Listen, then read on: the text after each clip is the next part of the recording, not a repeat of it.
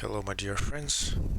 In this video I'm gonna talk about everything regarding signals in the context of scripting with C#. So we're gonna go over two main cases. First one is when you are connecting to the signal, connecting to the signal with parameters and without parameters, and the case when you create your own signal in the C# script. It appears in the signals tab here of a node, and you are able to connect to it. So let's start from the basic example.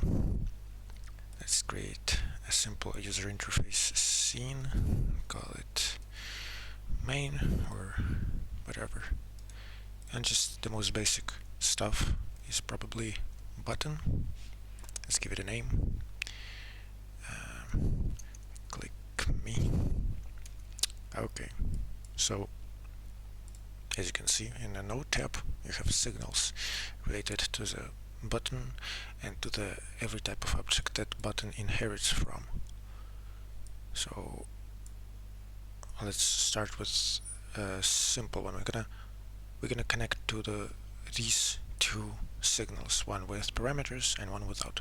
First is this pressed without parameters. So first of all we need to add a script where we want to receive this signal. Let's create a script for a control node for the root one. C# script min_cs, that's okay. So here it is, we have it open in the Visual Studio Code. Here we have a script for this node.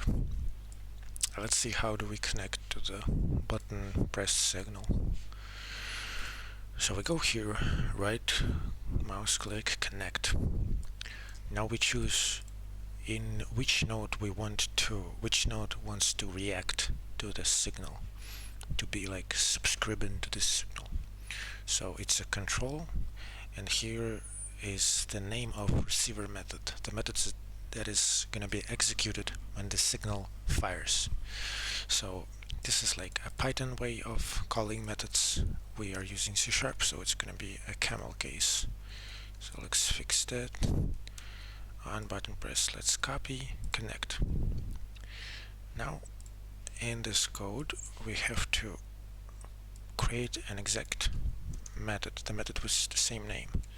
It's gonna be like public on button pressed void, and that is it. Now let's create some simple logic. Let's for example print button is clicked. Control S. Let's run it. Select current scene as the default scene.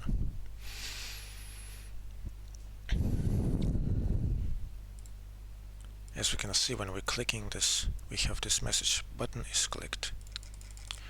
So it works. Now to the second case is this one with parameters toggled. So when we hover, you can see that this is gonna work only when the toggled on argument is true, if it's active. So basically the button has this toggle mode. If we make it true, now this signal is gonna get fired. Let's connect it again. Let's fix the naming on button toggled, connect, and as you can see there is one parameter to that signal, so we're gonna make the same here. We're gonna create public void method on button toggled, and we're gonna receive a bool argument toggled on, and it's gonna be bool. Now, same thing, let's add some logic to check. Button is toggled, and then we're gonna print like what this toggled on variable is equal to, like so. Now let's run it. Now, as you can see, when I clicked, there is a first signal, button is toggled, and we see that it is true. And now the second signal that is pressed also worked, button is clicked. So now if we toggle it again, we can see that now this bool is false. So there's that.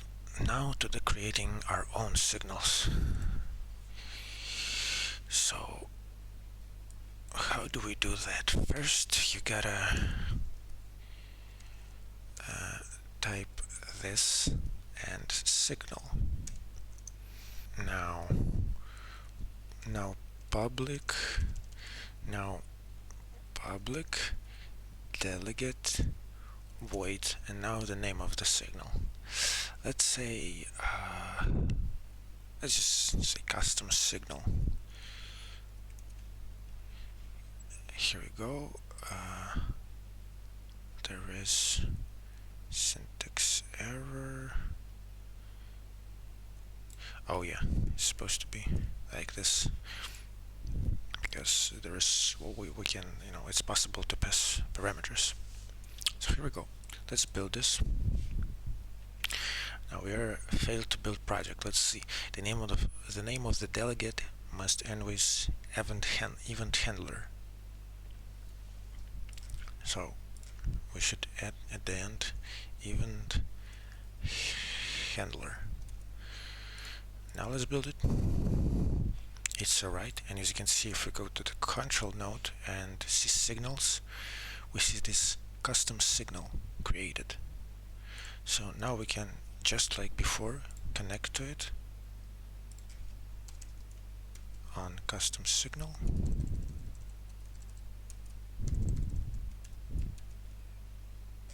Connect.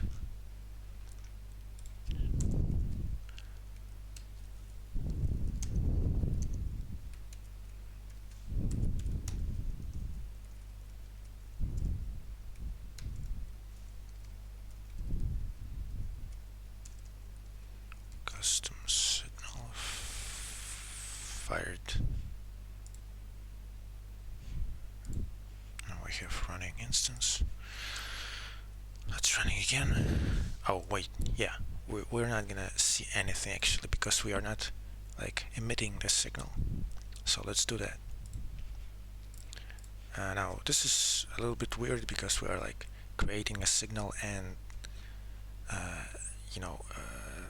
doing some action when signal is fired in the same node, in the same place, which is usually not the case. Usually you create a signal for a node, you emit this signal somewhere here in process or in a physics process, and then you subscribe to it some other node so that it can react to this signal being emitted. But anyway, let's do this. When we press enter button, we're gonna emit this custom signal. So let's do this. Input is action just pressed, and by default enter is, I believe, action is that is binded to enter is UI accept, I think. And now here we typed emit signal, access signal name object that contains the names of all the signals. As you can see, here we have our custom signal, and after we can pass any amount of arguments. Our signal does not handle any arguments, so we're gonna just let this place to be empty. So that is it. Let's run it. Now let's press enter. and as we can see, custom signal fired. So it works. And the last thing is, let's use some parameters. Let's say you're gonna, I don't know, let's when signal is emitted, let's pass also like the delta time of this process function. Let's pass it, so we have to do this double delta. We pass it in here when we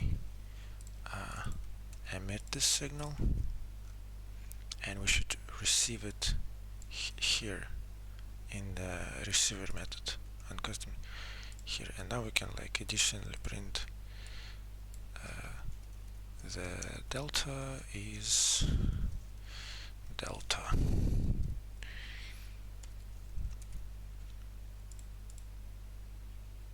Oops. Should be like this. Now we have a running instance. Let's close it and run it again. Let's press enter.